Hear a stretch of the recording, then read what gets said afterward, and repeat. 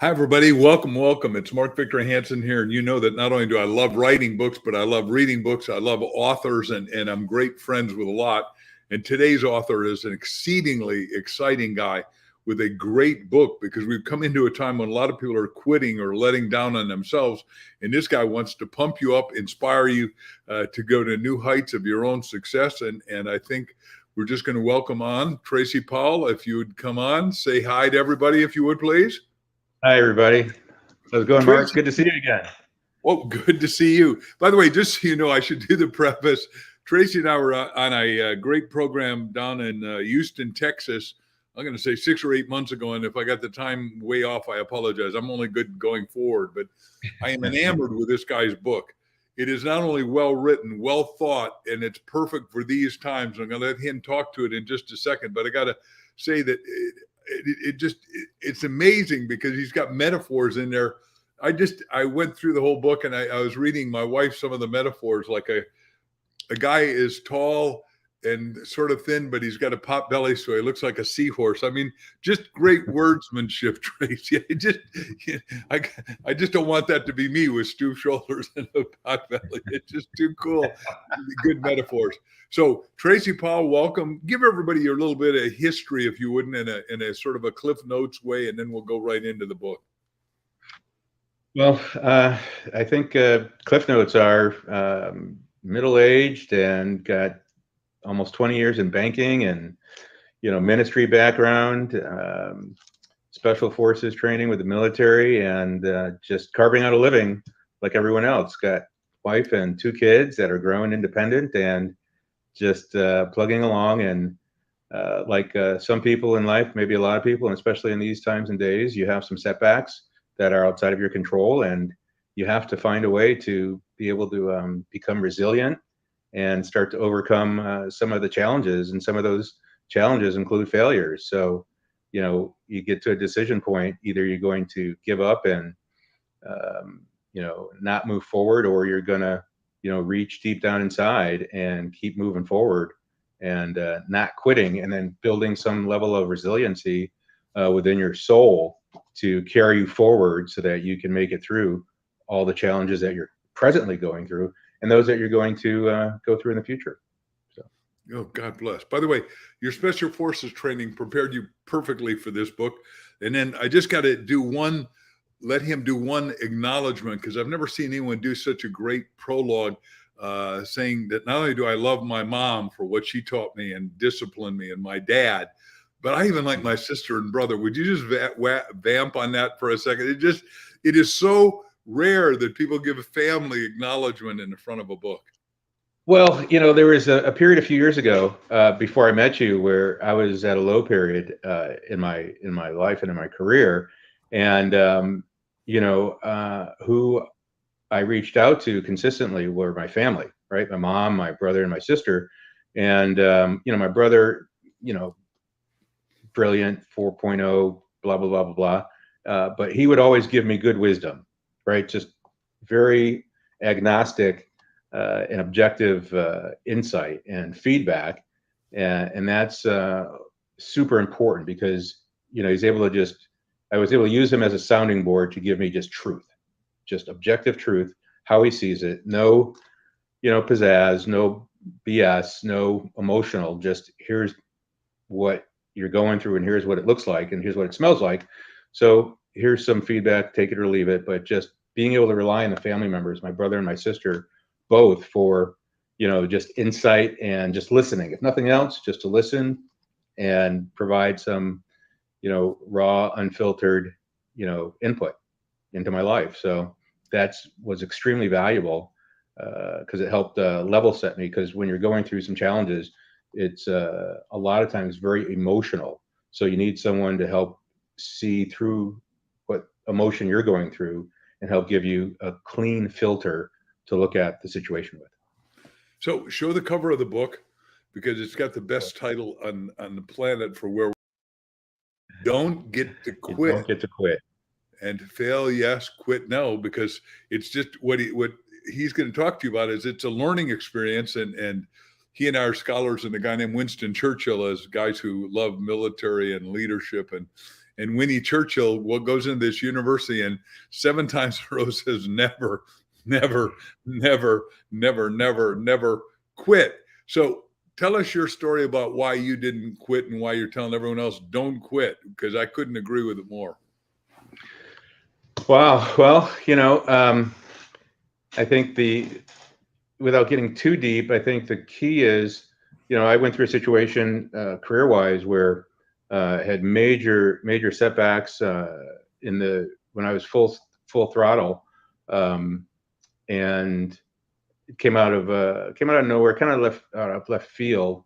So I had to make a decision. So what I ended up doing was taking a sabbatical. Right, took a sabbatical, and went overseas for about 6 months just to clear my head, figure out what happened, why it happened, and how I'm going to kind of recover and come up with a fresh start. So that took a significant amount of time after I got back from the sabbatical, and I just had to basically start from scratch, looking for to rebuild my career. So that was super challenging. And in the midst of that is when you and I met down in Houston at the conference. And it was interesting. I went to that conference just to get some fresh thoughts, fresh ideas, meet some new people, start to build some more networking. And the moderator on stage mentioned that you were in the audience and it was your birthday. And, I've worked with Nightingale Conant and Me too. I love Nightingale. Vic Conant is a close friend, and Earl Nightingale too, and I toured all of Asia and Australia together. So that's great. Yep. So I know Vic personally, worked at their headquarters facility when I was building a couple call centers for another author. And cool. So that experience is how I came upon knowing about you, right? Mark Victor Hansen and Chicken Soup for the Soul. And I was like, wow, if it's one thing I need to get out of this 2-day session is to be able to meet Mark and pick his brains on how to write a book. And so I met. I was totally unapproachable. Is that correct? Yeah, unapproachable. I'd say I beg to differ. I mean, you were gracious enough to spend almost an hour with me one-on-one, just listening and then giving me the deal on how your operation works and if it might be a good fit for what I was looking to do from a authoring perspective. So that's how we met, and then met up with your partner and Carol, and we had some brainstorming with about a 45-minute session, and says, okay, this kind of makes sense, and I'm committed to doing this, and we started working on the project together. So here's a question that came to me in the middle of the night, and I know I'm a little bit ambient. We'll go into the book in a second, but what has it done for your feeling of your self-esteem, your self-love? Writing, isn't it a sort of an inside-out job? Didn't it make you feel better about yourself? And if it didn't, tell me it didn't. But you came in here so buoyantly that I hope that that's the case. Yeah, it's definitely an esteem builder. It provided me with a very strong sense through the process of finding my voice, if you will, right? So it's finding my voice in this iteration of life, and provided me with an avenue to kind of figure that out and explore that and really refine that, if you will. So it's really given me a sense of confidence, of character building, and realizing that this is a much deeper spiritual journey that we have on this earth plane. And writing in general is a method that's helped me, what's the word? Like a diamond in the rough, right? You're constantly writing. You find your own acres of diamonds, right? Exactly. So, right. So this is one of like 3 journals that I have that I write in every single day. I take a By the way, notebook everybody, with me. because he and I are dear friends, but everybody has to have a journal every day and carry it with you everywhere. And then I say you got to have a purple pen because it's God's highest color, and a yellow pen pen to highlight, and you can just see that this one's half full, but my brain's half empty. Then no, keep going. I apologize, Tracy. Yeah, no, I'm with you right there all the way. I've got my markers and everything, and the Ladies tabs. and gentlemen, journaling, like Tracy is a competent superstar at, will make you more expert on who you are, because you need to be world's foremost authority on you. And I don't know for sure, because I'm an insider on this. I've only written 318 books, but the more you write, the more you find out that you know that you didn't know that you knew. Yes, yeah. There's a saying, right, that sages say for eons now is know thyself. So what I've found is writing reveals who you are deep down inside subconsciously, that you're not aware of until you get your thoughts on paper in black and white, purple or blue ink or red, or whatever it is, pencil, if that's what you have, because that's how you kind of tease out and start revealing who you really are and what you're really made of deep down inside at any given point in time on a daily basis. We'll go back to that at the end of this. We better get into the book. Tell us the core of the book, what the characters are, what the plot is, what happens so they don't quit, without revealing everything. And I got to tell you, because you see all these names coming across and you don't know who they are, but they're friends of mine. And I promise you, you got very famous people coming across listening that will probably write us questions like Matt Thompson and Eric Olson at the end, and go, okay, now here's the killer question. Let's see if we can go for his jugular. So I just want you to know my friends like to get us at the end. So I'll tell your story. Well, basically it's about the main protagonist is a woman who is rebuilding her career, quite frankly, after working for a municipality where she had a managerial role, and she had lots of ideas on how to really improve operations, improve the service that they're delivering to the public. And her ideas were so progressive, I would say, that they weren't as welcomed. So she ended up getting fired and released from that job, which was a major, major disappointment. And what she ended up doing is building a nonprofit, on one hand, and becoming a life coach on the other hand. So she had this two-pronged path that she started going down, which was more built on what she really had a desire to do in life. And so she ends up having a chance meeting with this one gentleman who's a known motivational speaker in the community, and they end up just happenstance, not just a chance meeting, but they start working together. Can we stop just 1 second? Let me interrupt, because he is doing a great job. But what happens is he writes it with such aplomb and such joy that she's ready to make her day. And she goes to the equivalent of a Starbucks, and she is just perfectly attired. He, who is a superstar, comes out, crashes into her, and go ahead. What does he spill all over her? He spills coffee on her cardigan sweater, right? And he starts to help clean it up for her, and she's like, "Don't worry, I got it." And he was like, "Oh, great," And it turns out that one of the gentleman that she ends up coaching is his cousin, and it just becomes this. They make a bet. His cousin is a failed restaurateur. He was a very famous and popular restaurant owner, had multiple businesses, and as a young, under 30-year-old, and that all fell apart. So here he goes from owning multiple businesses, being kind of like king of the hill from the restaurant business in the local community, and now he's kind of like basically just janitor at this coffee shop that serves croissants, donuts, and coffee. So he's at a very, very low point in his life, and he needs a lot of motivation. He's actually sitting on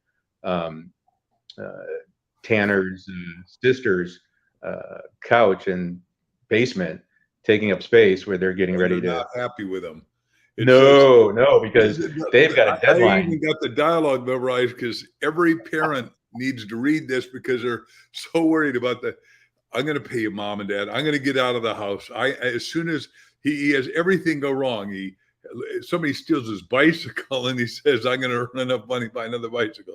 He chips a tooth and says, I can't afford to go to the dentist. So my insurance isn't there, but I'm going to raise the money and but he goes through the whole litany.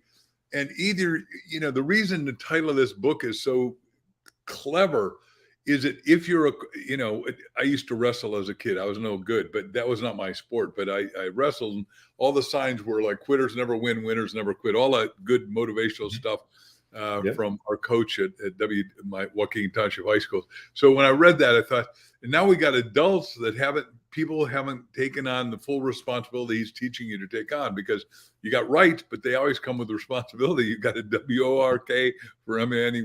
I just couldn't resist. It was such the book is so good, ladies and gentlemen. It'll brand into your brain. You're going to want to read everything this guy writes. You're going to become a superstar fan of his. I can just tell you. And go ahead. I love the book, as I think you can tell, Trace. Yeah, listen, I've read it so many times. Every time I reread it, I get something more out of it. So that's a good book.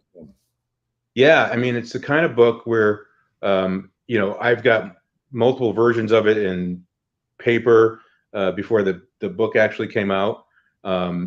One of them is spiral bound. One of them is just page by page loose leaf, and I've marked it up. I've highlighted, underlined it, tabbed it, because there's so many good nuggets of detail in there and inspiration. So if anything, the book is full of inspiration, and it's got, quite frankly, about 15 personal life principles of mine that are weaved throughout the storyline. So anyone who reads it is going to get more than the value of the book out of it, because it really helps build your character and gives you some principles that you can incorporate in your life and take forward and practice on a daily basis to rebuild yourself. Really, there are a lot of you out there listening to us because you're friends of mine, and now you're going to be friends of Tracy Paul, but you're hanging on by your fingernails, ladies and gentlemen. And some of you are going to be listening to this a month from now, a week from now, when you get fired, because I say, if we go into a depression, 75% of the people are fired. That's why Tracy and I, as friends, I twisted his arm and I said, look, you got to get this out. We got to get it out right now, because a lot of people are going to quit. And the worst quitting is if they quit in themselves, which is why I'm going to ask Tracy to go through, of all your 15 principles, enumerate your top 2 or 3 as far as you're concerned that can help somebody in pain right now, if you don't mind. Yeah, sure. Mark, I think the main thing is you've got to start your day on a super positive note. I mean, the protagonist, the book starts out with her walking down the street as she's preparing to go to the coffee shop in just a very high-spirited sense of demeanor, right? So she is positive. She's got, the world is her oyster, and she's just approaching the day very positive, so that nothing can take away from that sense of being able to conquer the world. And you've got to have that kind of a mentality and attitude on a daily basis. So that would be number one for me. I practice this myself, right? In my mirror, one of the things I really appreciate from you is one of the books that you sent me says that when you were writing your first book, you had your mirror filled with affirmations on the success that the book was going to derive, so that every time your family passed the mirror, they would have that sink into their subconscious. So I never sent it to you, but in the last residence I lived at, which was a very big mirror, the whole mirror was just filled with affirmations. And I have a smaller mirror now. It's filled with affirmations as well. So you've got to pump yourself up every morning and make sure that you lay the groundwork for yourself to be successful. And it's just amazing. So the affirmations, you've got to talk to yourself, right? I mean, it might sound a little weird, but you've got to you have to consciously talk to yourself and be mindful of what your attitude and what the frequency, if you will, that you're giving off to the world, to the universe, if you will, because what you project is what will start to attract into your life. So if you're projecting positivity and success and overcoming and conquering, you're going to see that materialize or manifest in your life on a daily basis. So all the struggles, all the challenges that you go through, you have got to be resilient enough and strong enough to kind of withstand everything that's thrown at you. And that's kind of externally, that's internally in your mind and in your emotions as well, right? Because something happens, you start to feel down, you start to feel, oh no, whether it's fear, doubt, or worry, you've got to be able to combat that and counter it with positive thoughts, emotions, and that starts with positive affirmations out of your mouth. So let me just hitchhike on the two things that Tracy said, or two or three things. First of all, the most important two times you can conquer your mind are right before you go to sleep at night. You go into alpha and you tell yourself you're going to be super successful, super healthy, getting all the money you want, getting all the clients you want, getting all the success you want, or if you're a fundraiser, getting all the funds you need for your charity, respectively, like he talks about in the book. So you go to sleep with that positive thought. That's why the Bible says, never let your wrath go down upon you. Don't go to bed angry, upset, distraught, because that'll go out and do it, because your subconscious or superconscious or God conscious never sleeps. Second thing he was alluding to is in the morning, you got to really send out that vibration, because life is an echo effect. So if you go in, like I came into this talk just now smiling because Tracy and I are friends, but I knew this was going to be a lay down. And then all of a sudden, I don't know if you saw the names coming across at the beginning. And if any of you guys have questions, you're allowed to ask them now because you're a little bit into the book.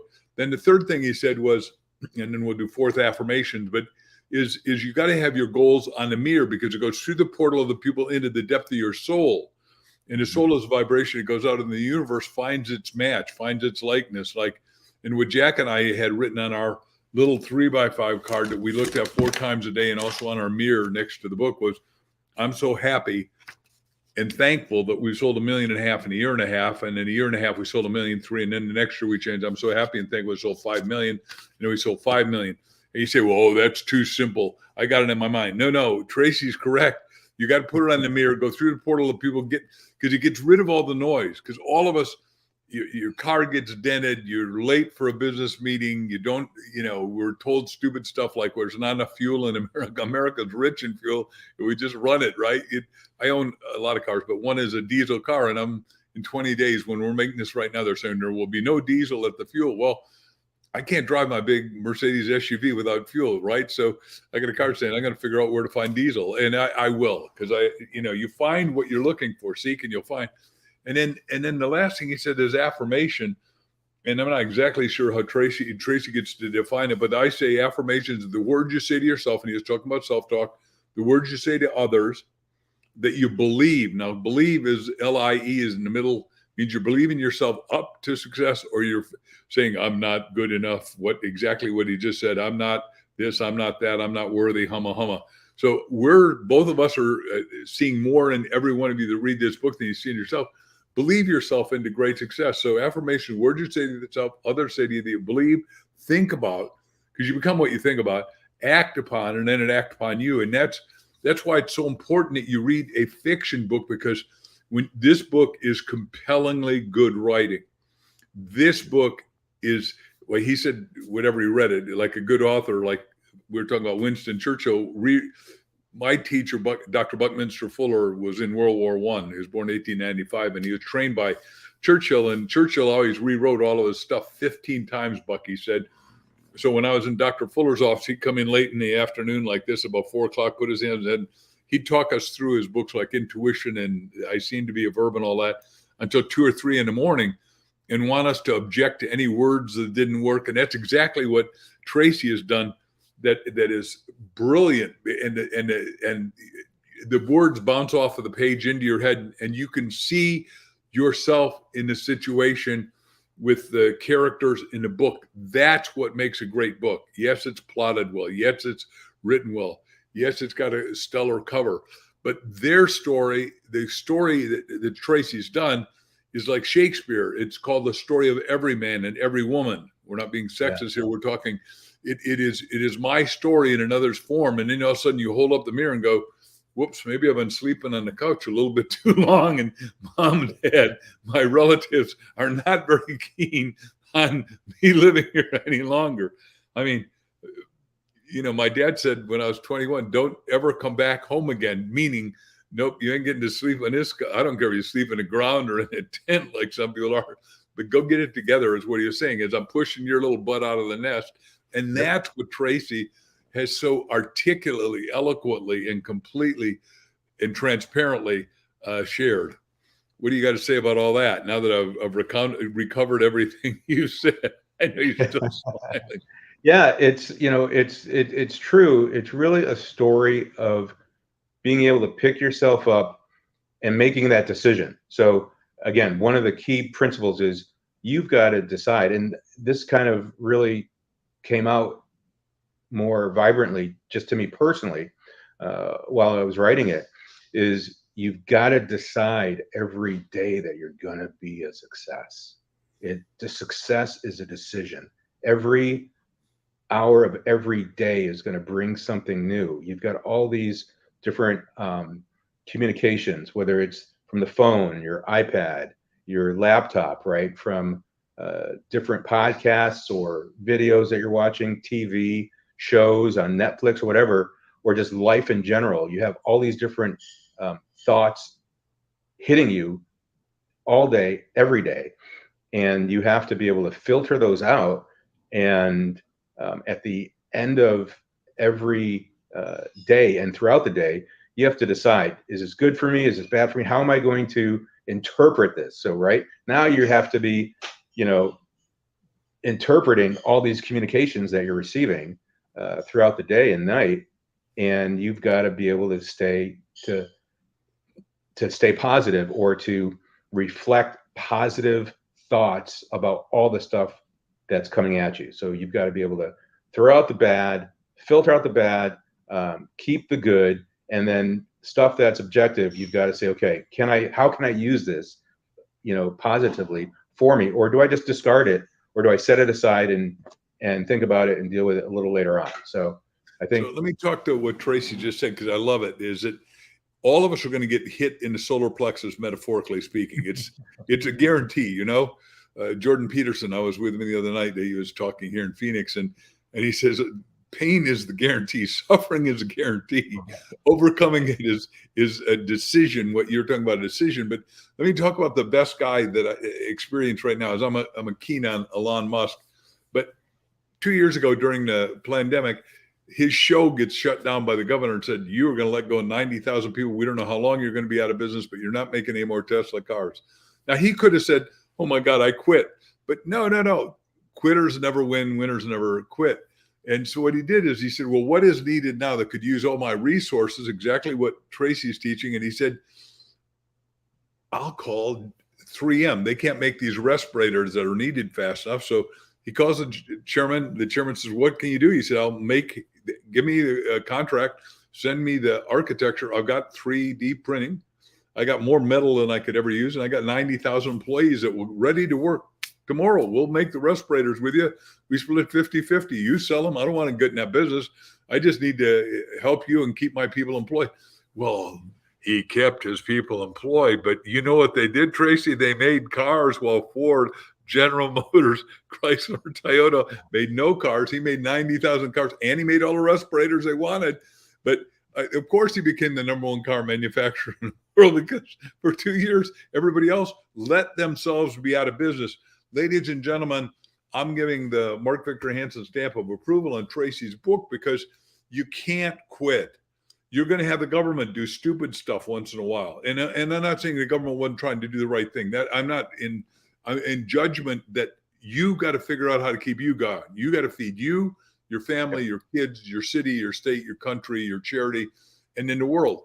And together, if you don't quit like Tracy's teaching, and if you 100% try to use your potential, like Tracy and I are using ours the best we know how. And if some of you will write in there how we can write it better, or write either of us, we'll listen to you. and we'll Yeah. have fun with it. Do you agree with what I just said? Yeah, absolutely. You've got to be a constant learner, right? So I'm always Totally. reading. I'm always reading. I'm always listening. I'm always learning and acquiring new information to help build my catalog of what's the word of weapons, if you will, tools, right? So you got to keep building and refining your tools, either new tools or refining the tools that you already have that you know are tried and true, but you've got to be willing to learn because learning is growing, right? So, I'm a huge proponent of you got to grow. You just have to you have to grow from a personal development perspective. That's what life is all about. The world is changing so fast and so rapidly Totally. that it's very difficult to stay ahead of the game. So we had a saying that I learned from one of the books I read early in my career. You gotta stay ahead of the curve, right? So right now the curve is happening. Layoffs are happening all over the country and all over the world. Companies know, hey, interest rates are up. Okay, fine. Here we go. So let's just start laying off people, whether it be 10 or 11,000 at Meta, whether it Right. be, they're having multiple layoffs at the company I'm with right now. So, I've got to deal with that myself, right? Today, right now in real time, I've got to deal with that same situation. So how am I handling it? Yeah. How are you handling it? Go ahead. Let's do that, and then I'll give you my shot at that too. Yeah, I'm on my mirror. I've got to put, I've got the next X amount of salary a year job, and then looking actually for breaking into the authorship and public speaking arena. So this book really is kind of a launch pad for me to seek out a new revenue stream, right? And so it's again just being open to what skills do I have, and what kind of expertise do I have that I can bring to the table and bring to the world, not with the intention of necessarily just getting rich, but with the intention of helping people genuinely to help build their lives and make their lives better. So it's this kind of humanitarian idea, but it's also building me at the same time. Well, we've just finished the biography of Reverend Ike. And as we're doing this, you're correct about what Meta, Facebook did and Salesforce and all that. But Reverend Ike was the biggest black minister ever, and my close friend in New York for 7 years. And he had 26 Rolls Royces and 20 million people here and 20 million in Africa. And November 17th of 2022, as we're making this, some people are going to watch this 5 years from now, so I got to date this. Normally I keep it evergreen, but it's important that you'll be able to go to the Smithsonian, and the biggest black museum ever is featuring all of Reverend Ike's Rolls Royces, his exotic clothes, and what he taught, and our book, of course, From Wishes to Riches. And what the other thing that Tracy is saying so well is that I just was with my cardiologist, who's a dear friend, and he's writing a book with my publishing company, Mark Financial Library. And he said, he does he's got more people over 100, he thinks, than any of the cardiologists. I have no way of knowing what that one point or factoid is true, but let's go with it. He said the two things to keep you alive is, number one, you got to move every day physically, right? You got to do your 10,000 steps in your Fitbit if you wear one. And if you miss 10,000 today, you did 5, you got to do 15,000 tomorrow. That makes sense. And number two, what you just said articulately and clearly is you've got to keep thinking. You got no choice. Yeah. You've got to challenge yourself. And challenge does not say, I'm going to go play pickleball all day. I'm going to go play bridge all day. Or, most people say, well, I wrote a whole book with Art Linkletter on this, but called How to Make the Rest of Your Life the Best of Your Life. But most people say, well, I'm going to get rich and do martinis down in Jamaica or Mexico or whatever. That's a vacation. No, Right. You're not here to ever go on a vacation. You're not here. The thing I like about Tracy's book is you're not supposed to quit at all, but you're especially not supposed to quit in yourself. And you're not supposed to stop taking challenges because you've gotten here. You did the ABCs. You learned how to write. Then you learn how to do a book. Now you're learning how to sell a book and market a book. But the point is, everybody listening is here to take on the next bigger challenge. You, me, and everybody. And all Tracy and I are here to do is help you. We're going to roll up our sleeves and inspire you at the depth of your being to say, hey, wait a second. You got a lot go. If you're alive, you're here for some reason. My wife and I happen to watch YouTube. We both got a lot of YouTube videos, and we're YouTubers. And I'm going to ask Tracy to do a YouTube every day, about every point, one of the 15 points in his book, the principles, because principles are everlasting, right? And they never wear out, rust out, go on vacation, or get old. So, but we were watching on near-death experiences, NDEs, and there's 20,000 people that videotaped, and these guys, some of them been dead 6.5 hours and they come back to life. Every one of them says exactly the same thing, Tracy. They were going to quit on life, whether it was suicide or they got a car accident or whatever it was, cancer. And every one of them go to the other side, and God or Moses or whoever their spiritual form that they experienced here or expect to experience there said, nope, you ain't done yet. You got to go back. You got something important to do. You can't just retire because you think you can retire. That's why reading this book just wakes up your mind, your being, your soul, and your heart. And it'll take you to the next level of your being. Would you agree with all that, Trace? Absolutely. Absolutely. You've got to, and you don't get to those next levels, those successive levels of development and of living without going through the challenges. The challenges are there to build you so that you can achieve higher levels of consciousness and attainment in life. And it's not really just about a material achievement or success. It's about developing yourself consciously and spiritually. And now you start walking in a whole different light. Your third eye starts to open up, and you start to see the world from a much higher dimension. So that's what this book does. And this is what happens to one of our characters who's going through, rebuilding, trying to go to the next level. But there came a point where he had to make a decision. So without giving away too much, when he's being coached by the protagonist, he ends up making a decision that he's going to come out on the other side of this. So as you continue reading it through the second half of the book, you'll see that the decision he made starts to reveal itself and manifest in some of the actions he's taking, and then the circumstances that arise. And some of them are challenges as well, even when he's coming out of that after the decision to succeed and move forward. But again, those challenges help him succeed and move forward and come to a new place of personal development and achievement in his life. And just your whole attitude changes, and you have a whole new outlook on life to live more on a plateau of achievement and success and just being an overcomer. So it's really just having an attitude that you're going to conquer the world regardless of what happens. Ladies and gentlemen, everybody is going to have some little hiccups in the near future. The big spiritual term is the vicissitudes of life, the pulsation, the ups and downs of life. We all got it. He teaches the principles intrinsic to this great book. I'm asking you to don't get one. I want you to get 2 copies. And I want you can get them on Amazon. You can get them from Tracy. He'll even sign them for you. I'll twist his arm and say he'd sign a book to you if you get to him. You can find them online. The point is, get to and go over it with somebody and then go through the 15 principles, because a principle isn't a principle until you own it. If you don't know the principle of gravity, that doesn't mean that gravity won't get you. You wake up in the morning, your foot goes down straight out of the bed if you're sleeping in a bed, down to the ground. That's not going to change. Gravity is a principle on the earth. Now, it may not be a principle on Mars, but it's a principle here on the sweet earth.